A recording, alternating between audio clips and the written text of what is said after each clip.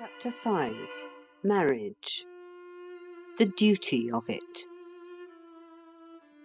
Every now and then it becomes necessary to deal faithfully with that immortal type of person, the praiser of the past at the expense of the present. I will not quote Horace, as by all the traditions of letters I ought to do, because Horace, like the incurable trimmer that he was, hedged on this question, and I do not admire him much either. The praiser of the past has been very rife lately. He has told us that pauperism and lunacy are mightily increasing, and though the exact opposite has been proved to be the case, and he has apologised, he will have forgotten the correction in a few months, and will break out again into renewed lamentation. He has told us that we are physically deteriorating, and in such awful tones that we have shuddered, and many of us have believed. And considering that the death rate is decreasing, that slums are decreasing, that disease is decreasing, that the agricultural labourer eats more than ever he did, our credence does not do much credit to our reasoning powers, does it? Of course, there is that terrible influx into the towns, but I, for one, should be much interested to know wherein the existence of the rustic in times past was healthier than the existence of the town dwellers of today. The personal appearance of agricultural veterans does not help me. They resemble starved bus drivers twisted out of shape by lightning. But the pièce de résistance of the praiser of the past is now marriage, with discreet hints about the birth rate. The praiser of the past is going to have a magnificent time with the subject of marriage. The first moanings of the tempest have already been heard. Bishops have looked askance at the birth rate, and have mentioned their displeasure. The matter is serious. As the phrase goes, it strikes at the root. We are marrying later, my friends. Some of us, in the hurry and preoccupation of business, are quite forgetting to marry. It is the duty of the citizen to marry and have children, and we are neglecting our duty. We are growing selfish. No longer are produced the glorious quiverfuls of old times. Our fathers married at 20. We marry at 35. Why? Because a gross and enervating luxury has overtaken us. What will become of England if this continues? There will be no England. Hence we must look to it, and so on in the same strain. I should like to ask all those who have raised and will raise such outcries, have you read X? Now, the book that I refer to as X is a mysterious work, written rather more than 100 years ago by an English curate. It is a classic of English science. Indeed, it is one of the great scientific books of the world. It has immensely influenced all the scientific thought of the 19th century, especially Darwin's. Mr. H.G. Wells, as cited in Chambers' Cyclopedia of English Literature, describes it as the most shattering book that ever has or will be written.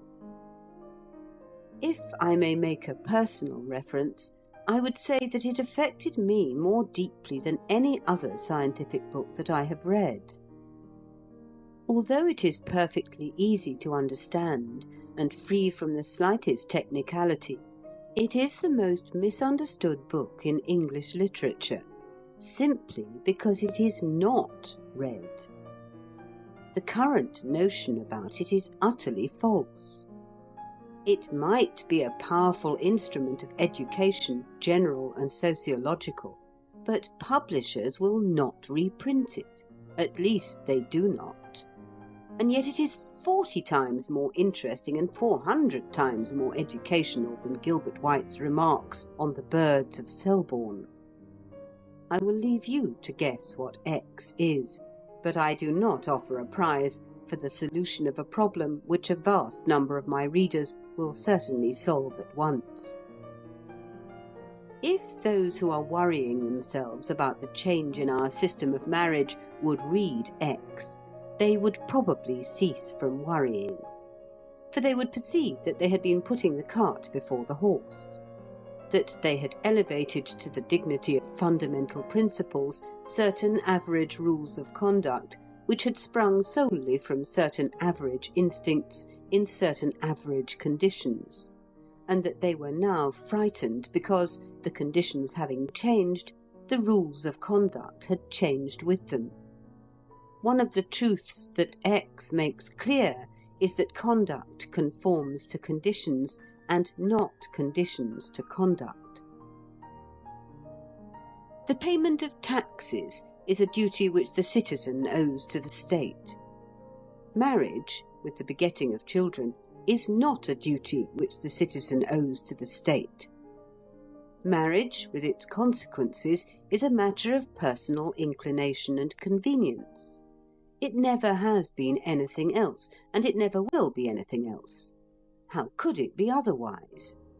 If a man goes against inclination and convenience in a matter where inclination is of the essence of the contract, he merely presents the state with a discontented citizen, if not two, in exchange for a contented one. The happiness of the state is the sum of the happiness of all its citizens. To decrease one's own happiness, then, is a singular way of doing one's duty to the state. Do you imagine that when people married early and much, they did so from a sense of duty to the state? A sense of duty which our modern luxury has weakened? I imagine they married simply because it suited 'em. They married from sheer selfishness, as all decent people do marry. And do those who clatter about the duty of marriage kiss the girls of their hearts with an eye to the general welfare? I can fancy them saying, "My angel, I love you," from a sense of duty to the state. Let us rear innumerable progeny from a sense of duty to the state. How charmed the girls would be! If the marrying age changes, if the birth rate shows a sympathetic tendency to follow the death rate, as it must, see X, no one need be alarmed. Elementary principles of right and wrong are not trembling on their bases. The human conscience is not silenced. The nation is not going to the dogs. Conduct is adjusting itself to new conditions, and that is all. We may not be able to see exactly how conditions are changing. That is a detail. Our descendants will see exactly. Meanwhile, the change in our conduct affords us some clue. And although certain nervous persons do get alarmed, and do preach, and do take measures, the rest of us may remain placid in the sure faith that measures will avail nothing whatever.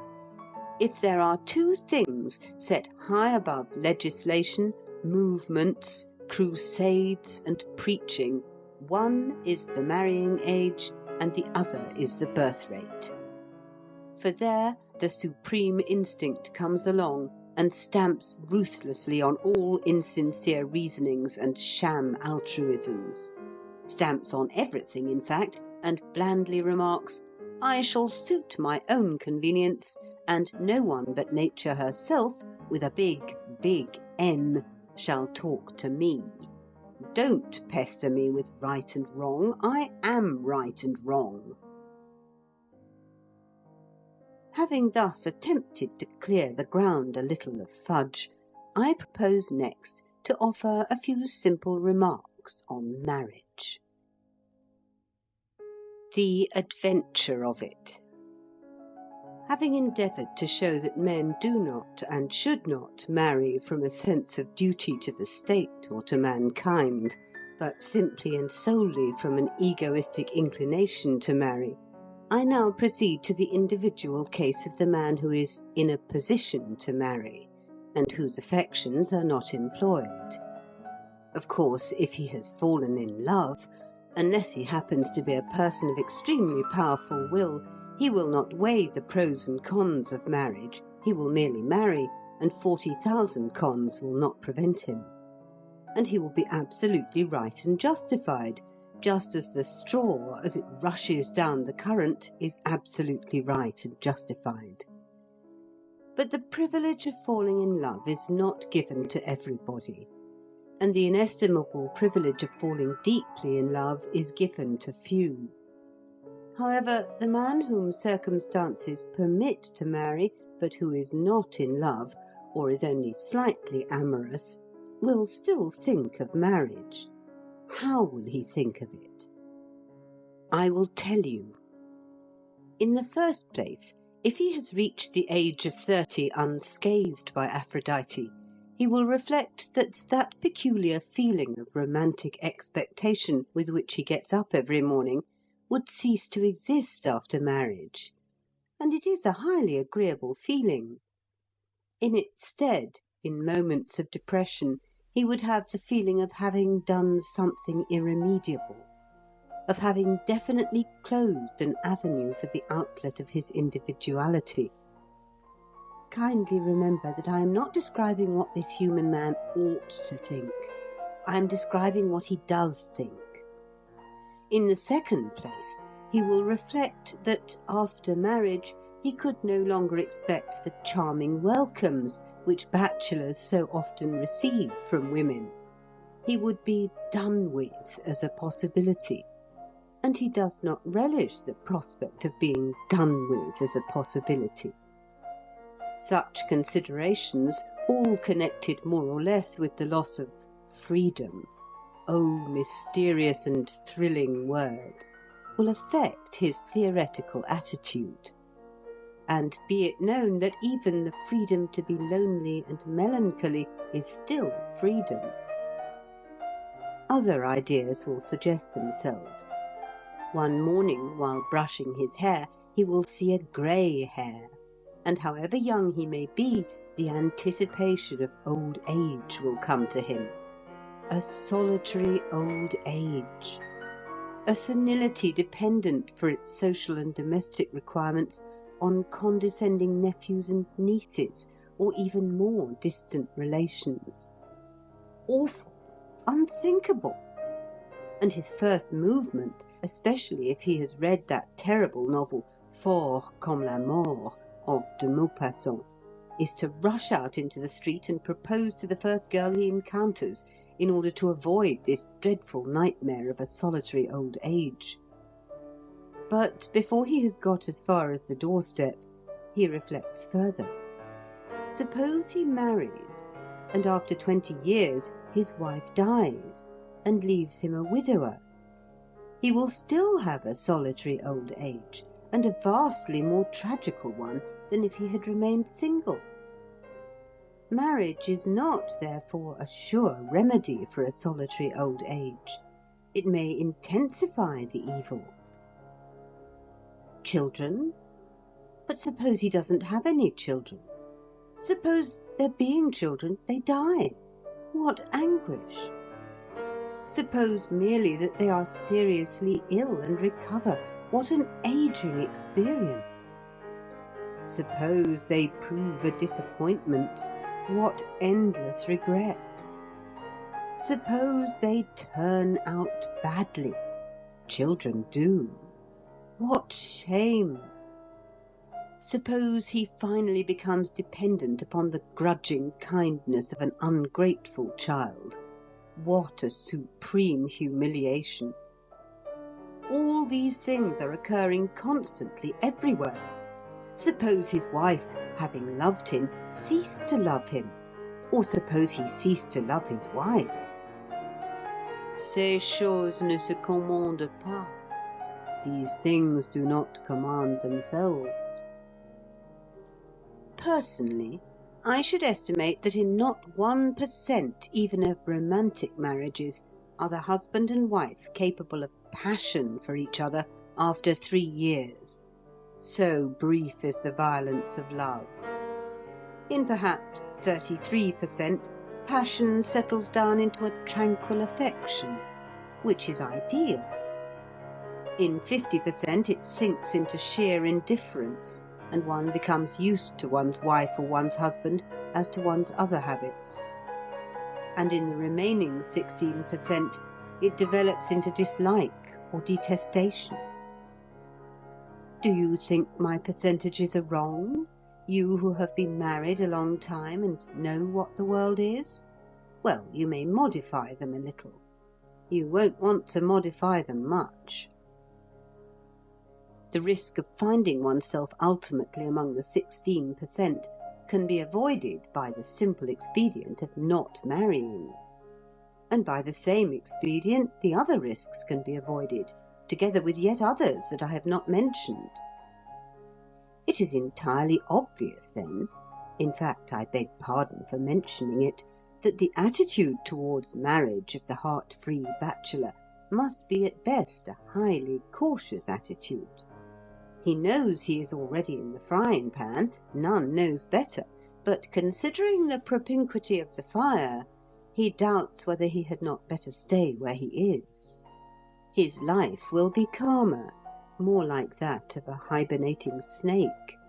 His sensibilities will be dulled, but the chances of poignant suffering will be very materially reduced. So that the bachelor in a position to marry, but not in love, will assuredly decide in theory against marriage. That is to say, if he is timid, if he prefers frying pans, if he is lacking in initiative, if he has the soul of a rat, if he wants to live as little as possible, if he hates his kind, if his egoism is of the miserable sort that dares not mingle with another's. But if he has been more happily gifted, he will decide that the magnificent adventure is worth plunging into. The ineradicable and fine gambling instinct in him will urge him to take, at the first chance, a ticket in the only lottery permitted by the British government. Because, after all, the mutual sense of ownership felt by the normal husband and the normal wife is something unique, something the like of which cannot be obtained without marriage. I saw a man and a woman at a sale the other day. I was too far off to hear them, but I could perceive they were having a most lively argument. Perhaps it was only about initials on pillow-cases. They were absorbed in themselves. The world did not exist for them.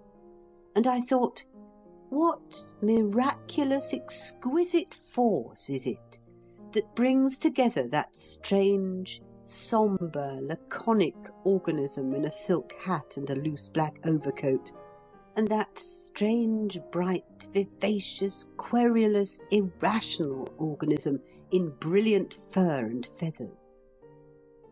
And when they moved away, the most interesting phenomenon in the universe moved away. And I thought, just as no beer is bad, but some beer is better than other beer, so no marriage is bad. The chief reward of marriage is something which marriage is bound to give: companionship whose mysterious interestingness nothing can stale. A man may hate his wife so that she can't thread a needle without annoying him, but when he dies or she dies, he will say, "Well, I was interested." And one always is. Said a bachelor of 46 to me the other night, "Anything is better than the void." The two ways of it.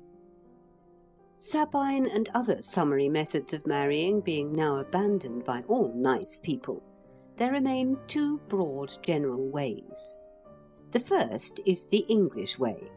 We let nature take her course. We give heed to the heart's cry. When, amid the hazards and accidents of the world, two souls find each other, we rejoice. Our instinctive wish is that they shall marry, if the matter can anyhow be arranged. We frankly recognize the claim of romance in life, and we are prepared to make sacrifices to it. We see a young couple at the altar. They are in love. Good. They are poor. So much the worse. But nevertheless, we feel that love will pull them through.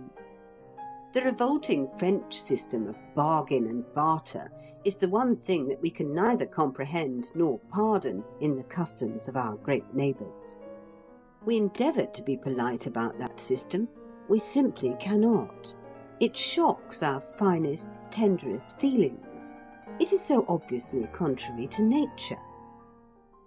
The second is the French way, just alluded to as bargain and barter. Now, if there is one thing a Frenchman can neither comprehend nor pardon in the customs of a race so marvellously practical and sagacious as ourselves, it is the English marriage system. He endeavours to be polite about it, and he succeeds. But it shocks his finest, tenderest feelings. He admits that it is in accordance with nature, but he is apt to argue that the whole progress of civilization has been the result of an effort to get away from nature. What? Leave the most important relation into which a man can enter to the mercy of chance, when a mere gesture may arouse passion, or the colour of a corsage induce desire? No, you English, you who are so self-controlled, you are not going seriously to defend that. You talk of love as though it lasted forever. You talk of sacrificing to love. But what you really sacrifice, or risk sacrificing, is the whole of the latter part of married existence, for the sake of the first 2 or 3 years. Marriage is not one long honeymoon, we wish it were. When you agree to a marriage, you fix your eyes on the honeymoon. When we agree to a marriage, we try to see it as it will be 5 or 10 years hence. We assert that in the average instance, 5 years after the wedding, it doesn't matter whether or not the parties were in love on the wedding day. Hence we will not yield to the gusts of the moment. Your system is, moreover, if we may be permitted the observation, a premium on improvidence. It is, to some extent, the result of improvidence. You can marry your daughters without dowries, and the ability to do so tempts you to neglect your plain duty to your daughters, and you do not always resist the temptation. Do your marriages of romance turn out better than our marriages of prudence, of careful thought, of long foresight? We do not think they do. So much for the 2 ways. Patriotism being the last refuge of a scoundrel, according to Dr. Johnson, I have no intention of judging between them, as my heart prompts me to do, lest I should be accused of it. Nevertheless, I may hint that, while perfectly convinced by the admirable logic of the French, I am still, with the charming illogicalness of the English, in favour of romantic marriages. It being, of course, understood that dowries ought to be far more plentiful than they are in England. If a Frenchman accuses me of being ready to risk sacrificing the whole of the latter part of married life for the sake of the first 2 or 3 years, I would unhesitatingly reply, yes, I am ready to risk that sacrifice. I reckon the first 2 or 3 years are worth it. But then, I am English, and therefore romantic by nature. Look at London, that city whose outstanding quality is its romantic quality. And look at the English women going their ways in the wonderful streets thereof. Their very eyes are full of romance. They do lack chic, but they are heroines of drama. Then look at Paris. There is little romance in the fine, right lines of Paris. Look at the Parisiennes. They are the most astounding and adorable women yet invented by nature. But they aren't romantic, you know. They don't know what romance is. They are so matter-of-fact that when you think of their matter-of-factness, It gives you a shiver in the small of your back. To return. One may view the two ways in another light. Perhaps the difference between them is, fundamentally, less a difference between the ideas of two races than a difference between the ideas of two times of life. And in France, the elderly attitude predominates. As people get on in years, even English people, they are more and more in favour of the marriage of reason as against the marriage of romance. Young people, even French people, object strongly to the theory and practice of the marriage of reason. But with them, the unique and precious ecstasy of youth is not past, whereas their elders have forgotten its savour. Which is right? No one will ever be able to decide. But neither the one system nor the other will apply itself well to all or nearly all cases. There have been thousands of romantic marriages in England, of which it may be said that it would have been better had the French system been enforced to prevent their existence. And equally, thousands of possible romantic marriages have been prevented in France, which, had the English system prevailed there, would have turned out excellently. The prevalence of dowries in England would not render the English system perfect, for it must be remembered that money is only one of several ingredients in the French marriage, but it would considerably improve it. However, we are not a provident race, and we are not likely to become one, so our young men must reconcile themselves to the continued absence of dowries. The reader may be excused for imagining that I am at the end of my remarks. I am not. All that precedes is a mere preliminary to what follows. I want to regard the case of the man who has given the English system a fair trial and found it futile. Thus we wait on chance in England. We wait for love to arrive. Suppose it doesn't arrive. Where is the English system then? Assume that a man in a position to marry reaches 35 or 40 without having fallen in love. Why should he not try the French system for a change? Any marriage is better than none at all. Naturally, in England, he couldn't go up to the chosen fair and announce, "I am not precisely in love with you, but will you marry me?" He would put it differently, and she would understand. And do you think she would refuse?